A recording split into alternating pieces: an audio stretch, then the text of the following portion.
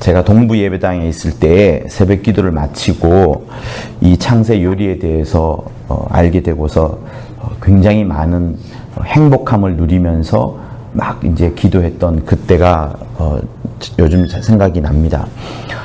즉 다시 말하면 사람들은 창세기를 천지를 창조한 것으로 이제 많이 해석을 하지요. 그리고 뭐 창조학회라는 것이 있어서 하나님께서 창세에 대한 그런 또 이야기, 뭐 지구의 나이, 우주의 나이 이런 것들을 많이 이야기합니다만 저는 그런 데 있어서 전문적이지 않지 잘 모르겠지만 어쨌든 시몬의 영감으로 이 창세기를 보는데 이것은 천지 창조에 대한 이야기, 하늘과 땅에 대한 이야기라기보다는 우리에 대한 이야기, 나에 대한 이야기가 맞다라는 것들이 굉장히 세게 다가왔습니다. 사실 천지 창조에 대한 이야기는 많지 않고요. 창세기 3장부터 인간의 타락, 양상, 그러니까 어떤 모양으로 타락을 하는지 그게 나와 있고, 또 그러면서 죄의 가장 근본적인 본질은 뭐냐면 뭘 했다 안 했다, 폭행을 했다 안 했다 이게 아니라 우리가 하나님과 떨어지면서 하나님과의 관계가 멀어지게 되면서 그 밖으로 드러나는 증상이 이제 죄라는 것들을 이제 알게 된 겁니다. 그래서 그러다 보니 이 여러 성경의 창세기를 앞뒤장 흘러가다 보니까 곳곳에서 지금 이때에도 현대에도 나타나는 죄들의 양상이 창세기 때부터 있었구나라는 것을 알게 되었고, 그것을 한 장 한 장 엮어가다 보니까 마침내 창세기 1장에 나오는 흑암의 세력, 공허와 혼돈과 흑암의 세력들이 이렇게 인간들을 계속해서 죄를 짓고 가고 있는구나라는 것을 알게 되었고요. 또 그뿐만 아니라 더 중요한 것은 이 창세기를 천지 창조로만 볼 것이 아니라 인간의 죄의 양상, 타락으로 보아야지 인간의 죄의 뿌리가 얼마나 깊다는 거. 즉 다시 말하면 우리 후손들이 태어난다 하더라도 이 죄에서 자유로울 사람은 아무도 없다는 것을 이제 알게 되고, 그러면 우리는 어떻게 돼요? 완전 절망 가운데 있지 않습니까? 절망 가운데 있기 때문에 이 절망을 해결해 줄 수 있는 유일한 분, 우주 밖에 있는 분이 오시지 않으면, 하나님이 오시지 않으면 절대로 살아날 수가 없겠구나. 누구든 다 이 창세 요리에 나오는 이 죄의 범위에서 벗어날 수 없으니 누구나 다 하늘에서 오시는 그 빛을, 생명을, 진리를, 도를, 하나님의 아들을 받아들이지 않고는 절대로 살아날 수 없겠구나라는 것을 알게 된 겁니다. 그러는 찰나에 이제 우리가 오늘은 이제 창세기 9장을 보는 거예요. 자, 이 9장은 단순하게 보면 불효에 가까운 이야기를 하고 있습니다. 함이 그 노아의 자식 중에 3명 있잖아요. 셈, 함, 야벳이 있어요. 함이 둘째가 아비의 하체를 보고 그것을 보고 형들한테 알려주었고, 형과 동생한테, 형과 동생은 그것을 보고 듣고서 가서 뒷걸음치며 가서 그 아버지의 하체를 덮어주는 그 장면입니다. 그런데 재밌는 것은 뭐냐면 노아가 그 사실을 알고 난 다음에 셈, 함, 야벳 중에서 둘째가 그렇게 했다는 것을 알게 되는데, 둘째를 저주하는 것이 아니고 그의 아들 중에 하나인 4명인가 5명의 아들이 있어요. 창세기 10장에 어디인가에 나오는데 그 중에 가나안이라는 자식만을 저주를 하는 겁니다. 자, 노아의 아들이 셈, 함, 야벳 이렇게 3명이 있는데 함의 자녀들 중에 둘, 셋, 넷, 5째 이 아이만 저주를 하는 거예요. 그러면 한번 보세요. 가나안이 무슨 잘못을 했길래, 가나안이 어떤 잘못을 했길래 저주를 하냐 하는 거죠. 그런데 보세요. 9장 1절에 보면은 하나님이 노아와 그 아들들에게 복을 주시며 그들에게 이르시되 생육하고 번성하여 땅에 충만하라 라고 말을 합니다. 하나님이 노아와 그 아들들에게 복을 명하셨어요. 그리고 복을 명할 때 생육하고 번성하며 땅에 충만하라 라고 복을 명합니다.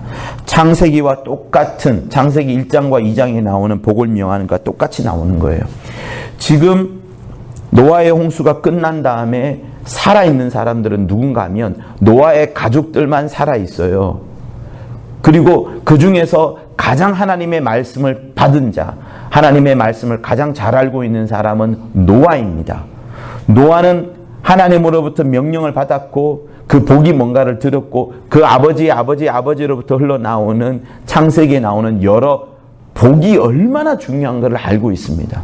창세기는 거의 복에 대한 이야기가 많이 나오잖아요. 물론 이제 제가 강조하는 죄에 대한 부분도 있지만 복 이렇게 하면서 흘러나오니까 노아는 하나님이 노아와 그 아들들에게 복을 명했다는 것을 알고 있습니다.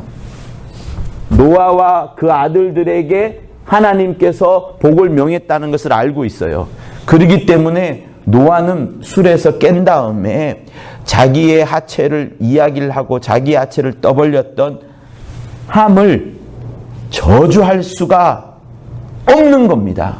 여러분, 이 사실도 굉장히 중요한데 누군가가 교회로부터 안수를 받아서 기름 부음을 받았던 주의 종이잖아요. 절대로 손대지 마십시오. 하나님이 복을 명한 자를 손대잖아요. 이거는 저주 중에 저주입니다. 절대로 그러지 마. 그러지 않아도 내가 억울하다고 하면 숯불을 쌓으라고 성경에 나오지 않습니까? 하나님께 맡겨드리면 되는데 그러지 않으면 큰 사달이 나는 겁니다.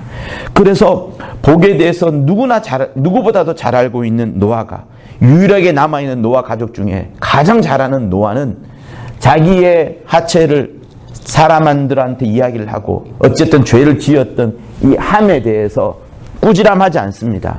저주하지 않습니다. 왜? 하나님이 이 가족들에 대해서는, 노아의 아들들에 대해서는 하나님께서 복을 명했기 때문에 하나님이 복을 명한 자를 향하여서 자기 아들이라 하더라도 자기가 저주하게 되면 안 되기 때문에 노아는 누구를 저주하냐면 함의 아들을 저주하는 겁니다.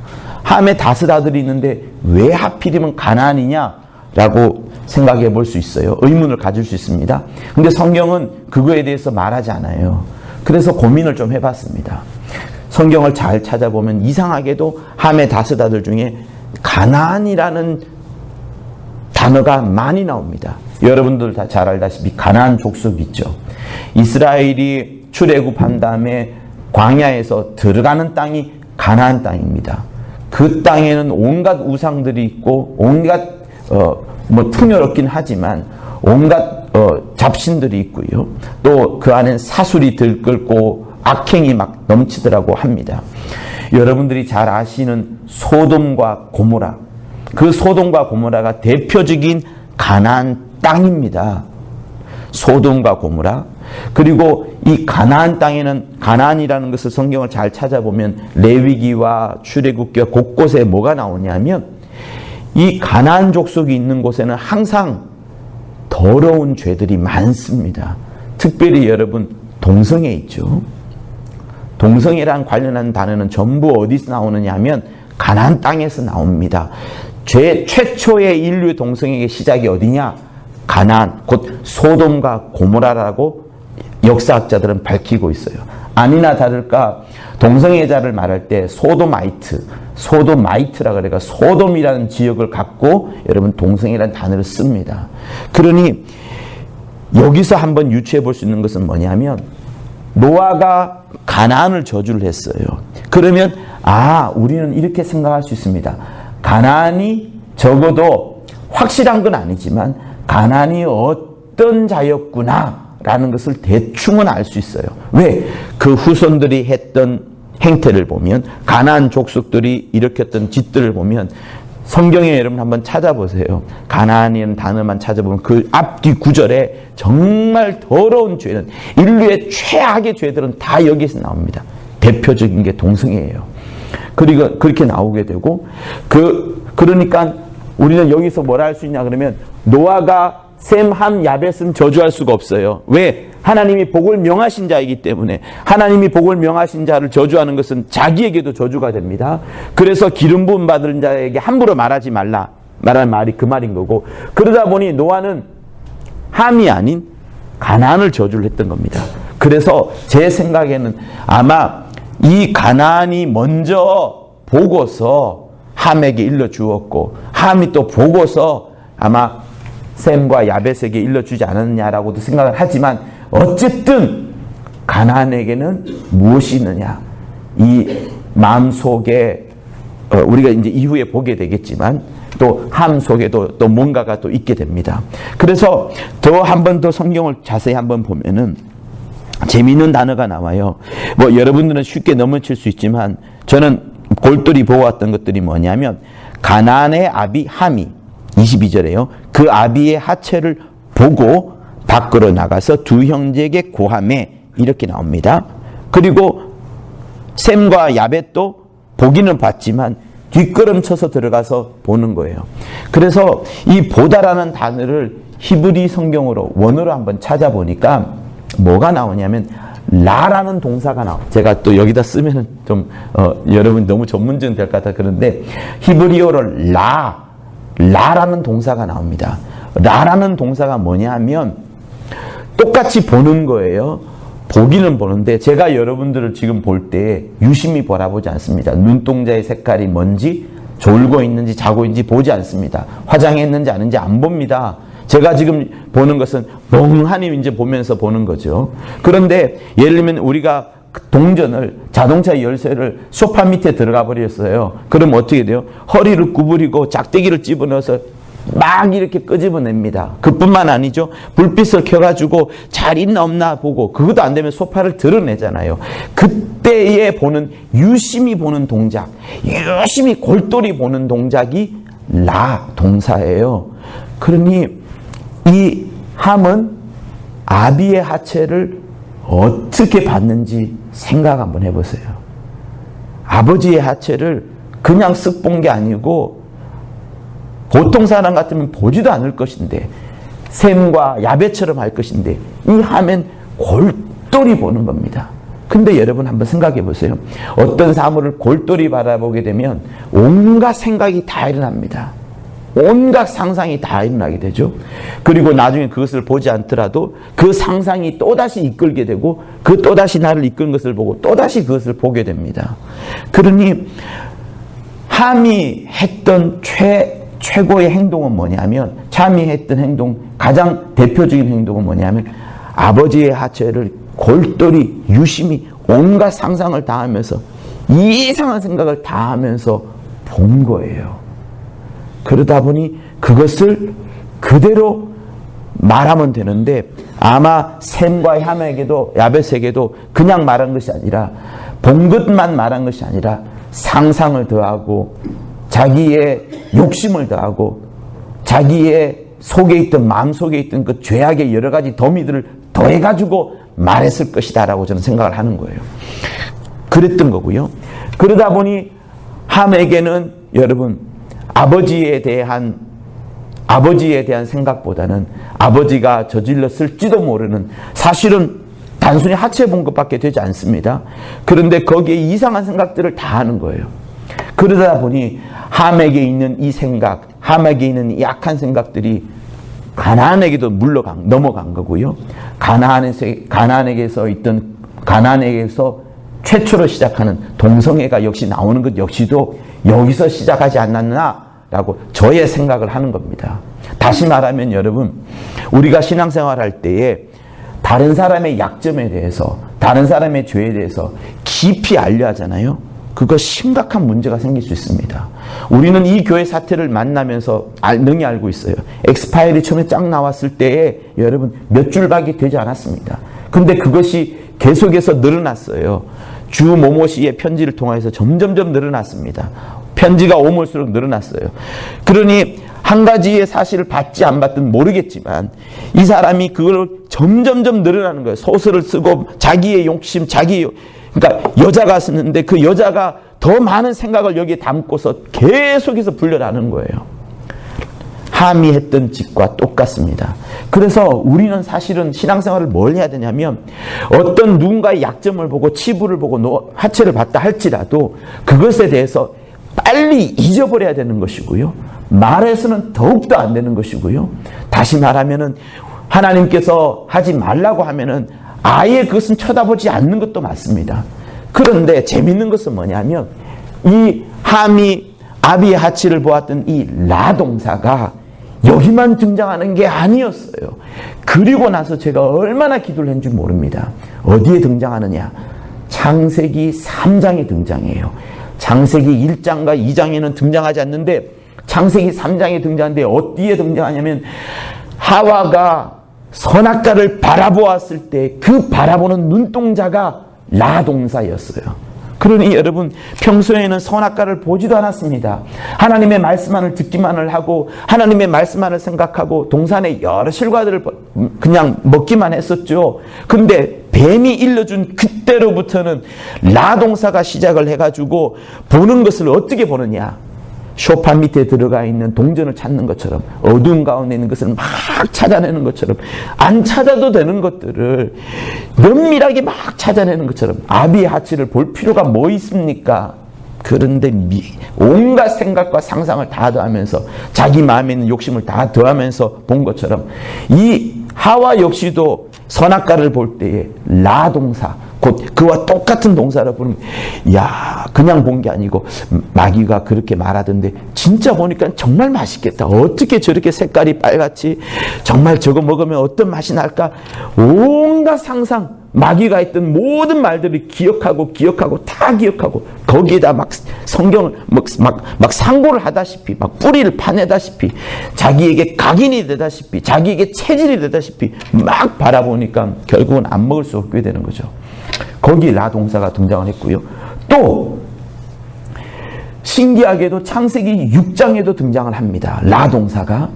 다시 말하면 하나님의 아들들이 사람의 딸들을 보고 할 때에도 그때도 그냥 본 것이 아니라 사람의 딸들을 볼 때 온갖 상상을, 여러분 어떤 상상을 했겠어요? 그들을 하나의 객체로 생각을 하는 겁니다. 마누라로, 부인으로, 사랑하는 사람으로 생각한 것이 아니라 객체로 생각을 하면서 바라보다 보니까 역시 그들이 범죄하게 되는 겁니다. 그러니 여러분 이렇게 되는 거예요.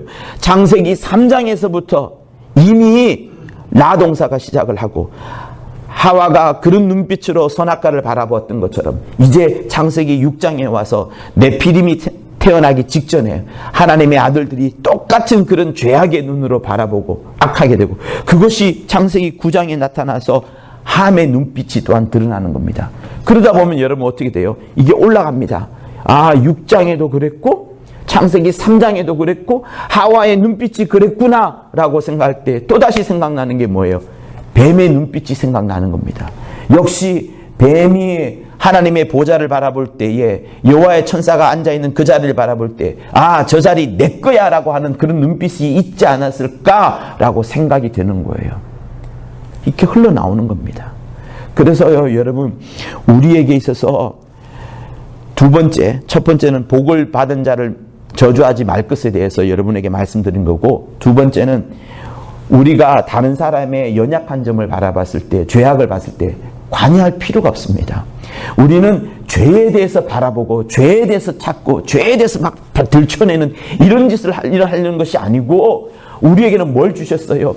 정죄하지 않는 진리, 영원히 용서하고 용서하고 또 용서하고 또 용서하고 또 용서하고 7번 몇 번 용서를 하셨어요. 아예 남의 죄에 대해서는 도무지 바라보지 말아야 되는 것이 예수 믿는 사람입니다. 전 세계 모든 종교가 다 그러하지 않는다 할지라도 우리만큼은 죄에 대해, 남의 죄에 대해서는 들춰내고 바라보지 않는 것이 우리가 해야 될 도리예요. 오히려 우리는 뭘 해야 돼요?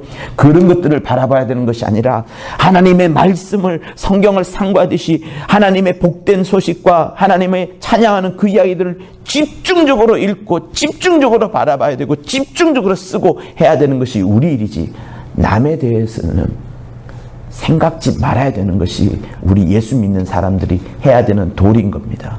그래서요 저는 그런 생각을 가져봅니다. 정말 예수 믿는 사람들이 해야 되는 것은 뭐냐? 다른 사람의 죄에 대해서 눈에 들어와요. 또 자기의 죄에서도 눈에 들어오지 않습니까? 우리는 다른 사람의 소문을 들으면 요 한마디만 듣고서 충분히 우리는 소설 써낼 수 있어요. 그렇잖아요? 소설의 시작이 뭡니까? 특정한 이슈를 갖고서 막 정복시키는 거, 거기에 여러 인물들을 막 집어넣고 하는 것이 소설 아니겠어요? 예수 믿는 우리는 그럴 필요가 없습니다. 아니, 필요가 없는 것이 아니라 그렇게 해서는 안 되는 겁니다. 여러분, 여기서 또 한 가지 더 볼 수가 있는데, 그것은 내일 또 한번 이야기를 해드리겠습니다. 정말 중요한 부분이에요.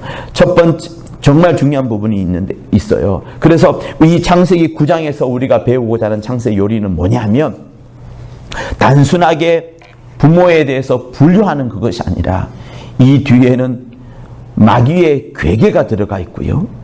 우리가 충분히 저지를 수 있는 인간의 죄의 양상이 또한 들어갈 수 있습니다. 우리는 특별히 교회 사태를 만나면서 얼마나 내 입술에서 무엇을 전달하느냐가 중요한 것을 깨닫게 되었어요. 그리고 이 창세기 9장을 통해서 또다시 한번 깨닫게 됩니다. 우리의 행동들은 남의 죄를 듣고서 그냥 정말 파내는 것이 아니라 뭐랬대? 그 진짜였대? 그게 사실이래? 누구 집사? 이렇게 하지 마세요. 그것이 여러분의 하나님의 말씀을 듣는 것보다 더 오래 자리 남습니다. 이상하죠? 이런 죄악의 것들은 더 오래 자리에 남습니다. 기억에 사라지지 않아요. 근데 하나님의 복된 말씀을 들으려고 하지도 않고 듣고도 잊어버리고 저장도 하지 않습니다. 근데 이상해, 이거는 죄에 대해서는 눈이 밝아요. 왜? 우리가 근본적으로 약하기 때문에, 인간이라는 것이 그토록 약하기 때문에, 죄악에 가까워가 있기 때문에, 속성이 흙이기 때문에, 흙에 불과한 자이기 때문에 우리가 그러한 겁니다. 그래서 여러분, 여기서도 우리 다시 한번 배우는 것처럼 함처럼 면밀하게 바라보고 면밀하게 라동사처럼 바라보고 그렇게 할 것이 아니라 이 셈과 야벳이 했던 것처럼 뒤로 뒷걸음쳐서 가서 덮어주는 거예요. 예수 믿는 사람들이 해야 되는 행동들은 바로 이것입니다. 절대로 기억하지 않는 거예요. 시므온이 수많은 제자들이 있었지만 그 제자들에 대해서 크게 말하지 않는, 자기를 향해서 사기친 사람이 얼마나 많은데요. 엄청납니다. 그럼에도 불구하고 그가 복을 이렇게 유지하고 교회를 든든히 세워나갔던 것은 가능하면 말하지 않으려고 했던 그것 때문인 겁니다. 그래서 우리가 배워야 돼요. 노아가 하나님이 복이라고 명한 아들에 대해서는 절대로 저주 안 했던 것처럼, 함이 절대적인, 함의 1번이긴 한데, 노아는 이 아들을 저주하지 않고 그 아래에 있는, 저주하기는 해야 되는데, 지적을 하긴 해야 되는데 하면서 했던 자가 가난이었어요. 그래서 우리에게 두 가지를 잘 배우는 이 창세기 9장, 그리고 이 두 가지를 놓고 기도했으면 하는 겁니다. 첫 번째는 복을 명한 자에게 저주하지 아니하리라. 그리고 나는 절대로 다른 사람의 연약한 점, 하체에 대해서, 치부에 대해서, 약점에 대해서 말하는 자가 되지 아니하리라. 왜? 그렇게 되면 여러분 어떤 결과가 오는지 내일 정말 다시 한번 알려드릴게요. 내일 꼭 오셔서 꼭 이 말씀을 들어주셨으면 합니다. 이 밤 우리 예수 한번 하면서 두 가지를 놓고 간절히 기도하도록 하시겠습니다.